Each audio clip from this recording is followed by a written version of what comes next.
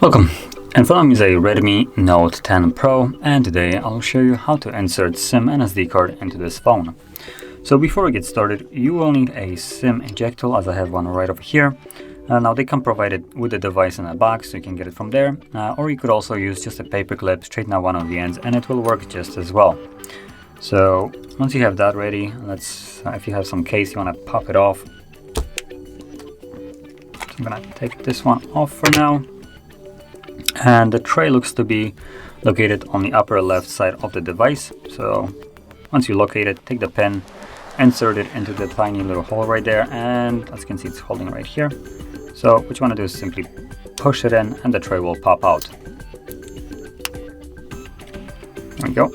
Once you take out the tray, you will have space for 2 different SIM cards and 1 SD card, all individual, so you don't have to share. So place your cards accordingly. They should be laying flush on the tray, as you can see for me. They are. And you do want to hold them in place. As you see, if I flip it over, they will just simply fall out. So make sure when you're inserting it into the device that you have them like secure in there so they don't fall out. And from there, let's just pop it back into the phone.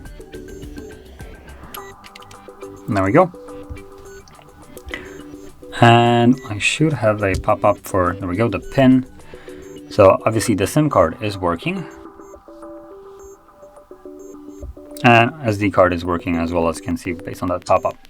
So that is how you would insert both the SIM card and SD card into this phone. And if you found this video helpful, don't forget to hit like, subscribe, and thanks for watching.